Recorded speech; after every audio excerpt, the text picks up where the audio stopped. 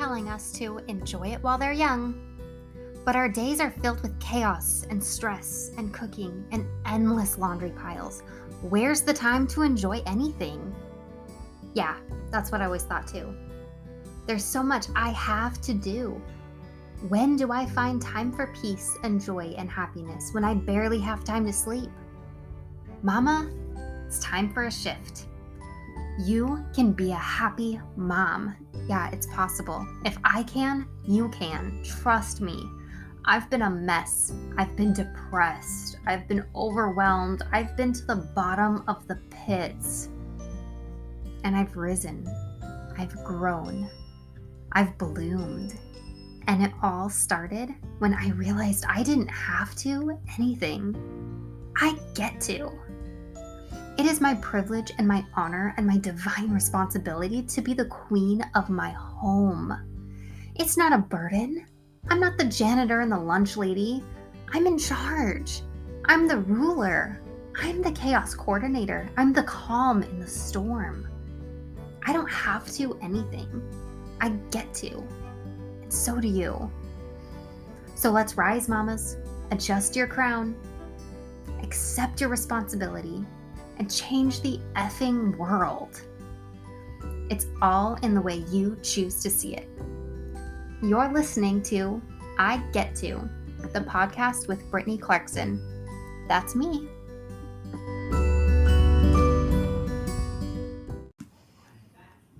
Hello, lovelies. Today we're going to talk about how to love the man you married. Right? Once upon a time, you were madly in love, and nothing could stop you from putting your hands all over each other. Nothing could stop you from doing absolutely everything to keep each other happy. Now, you've been married several years, you've got kids, you're tired all of the time, you're cranky, you have a headache almost every single night. You feel like you're so unloved. But also you feel irritated at all of his sexual advances. Is that you right now? Because that was me up until like a few months ago. I figured a few things out now here during our 7th year of marriage. And I'd like to share with you some of these little mind tricks to be madly in love with your husband again, to fall in love with him over and over and over again without him having to do or change anything at all. That's the best part. Because it's up to you to love your husband, not up to him to be lovable. Okay? I mean, he shouldn't be a jerk if he's, doing things intentionally to upset you or to hurt you. Like, you have my permission to do something about that. But if your husband's just working hard all the time for you and he is tired and he just doesn't have the mental and physical capacity to romance you the way that you wish he would, this is for you. So happy families are a byproduct of a happy marriage. Okay? The best thing you can do for your kids is be a united front with your husband. If there's a ton of stress between the two of you, kids can feel that. They can pick up on that. They will start to be their own source of stress for you. And everything will just feel overwhelming, like it's falling apart. And one of the spaces where it's really simple to adjust this, but re-falling in love with your husband can be really great for your parenting, really great for your kids. It's really good for you too. All right. So let's start with giving him some grace. Love is patience and love is kindness. And grace is both of those things. So if your husband is a lot like mine, he's busy working all day. So how is he supposed to keep up with all of the parenting changes and minor adjustments that you're constantly making? He's an expert at his own stuff, while you're the expert on kids. I mean, really, you might not be an expert. I'm not. But you spend more time studying how to parent than he does, I'm sure. You're the one pulling out Pinterest to figure out How do I get my kid to stop pulling all the heads off the dolls? All right, he's not thinking about that when he's at work. And it's not that he's taking a break and that he's just sitting around not thinking. It's that he has a million things to think about while he's at work too. His job just isn't the same as yours. So while it might be up to you to choose which direction you're parenting throughout the day while he's away, it's also up to you to keep him up to date on it and to give him grace in the fact that maybe he received a text from you about this new change in your parenting plan. He hasn't been practicing it, he hasn't been living it, he didn't do the research to come up with that idea. That idea switch for him is going to be harder for him to flip because he's already ingrained in his own patterns.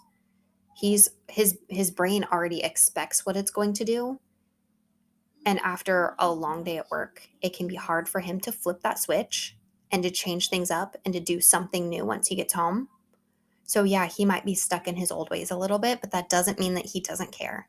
It doesn't mean that he's doing it on purpose. It just means that's the habit for him right now, and he has not had as much time as you to work on this.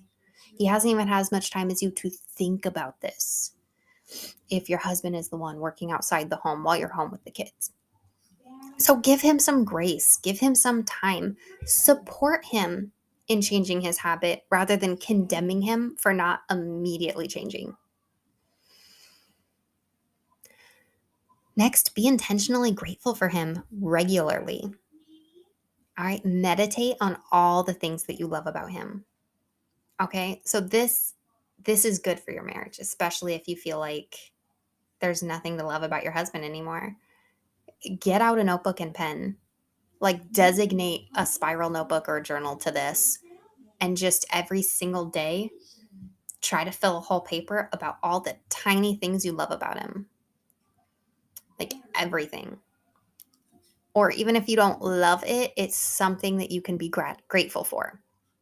Like, I don't love that my husband spends hours a day working, but I am grateful that I don't have to do that. I'm grateful that he is providing so well for this family. I'm grateful that he's willing to put in that time and energy for us. Even though I wish he'd be home more. I don't love him being away. But I am grateful for the benefits. And I can list all those benefits I'm grateful for without, if I focus on the benefits of it and list the benefits instead of focusing on the one negative part, then I'm looking for all the good things instead of letting that one little bad thing grow bigger. Okay.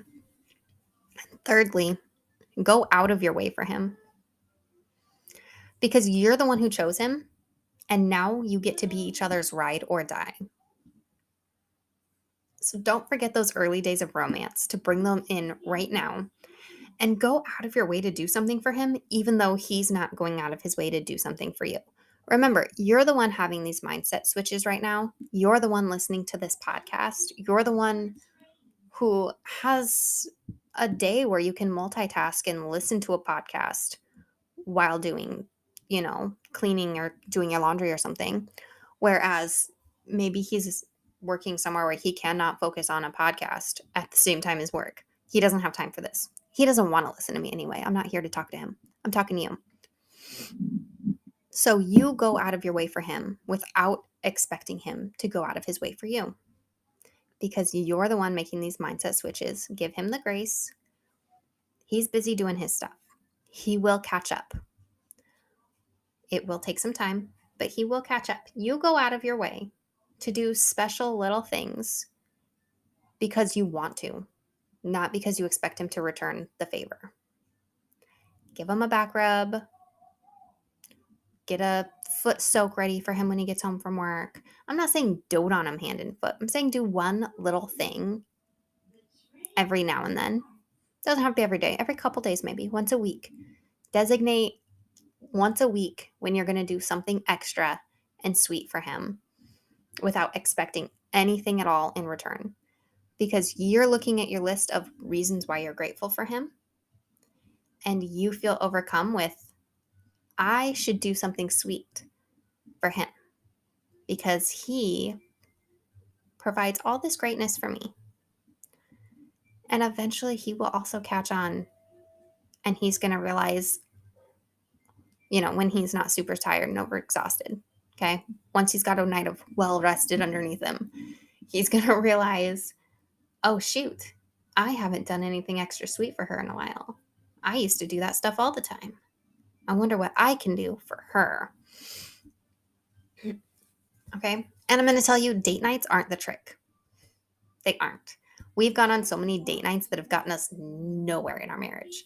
And it's because we were doing the wrong dates, mostly. We are both very introverted. We don't enjoy going out and being around a lot of people because that makes us really tired.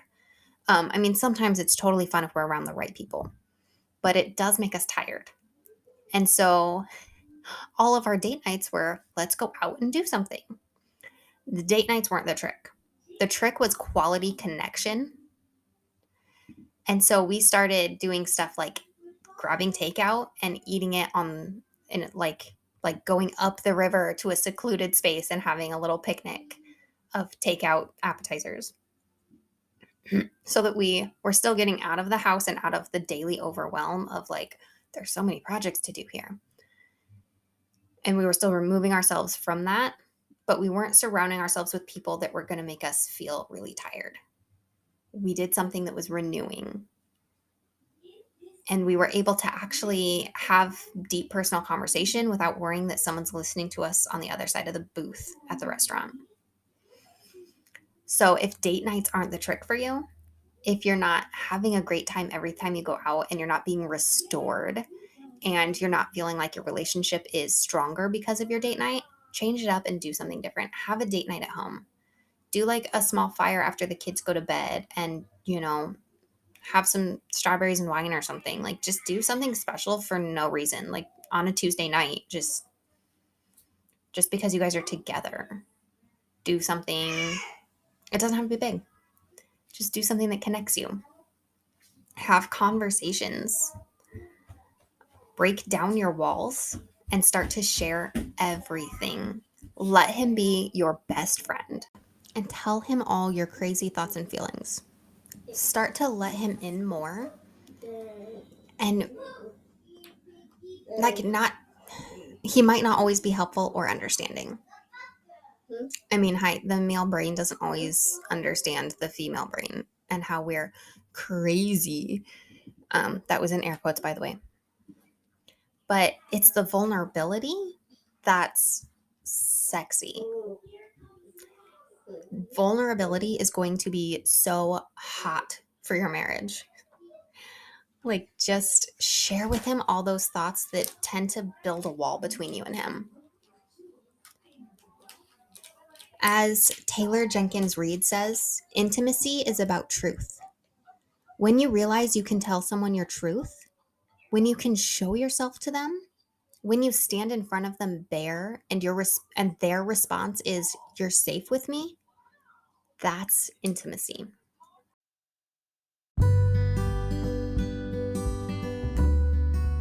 Thank you so much for listening today.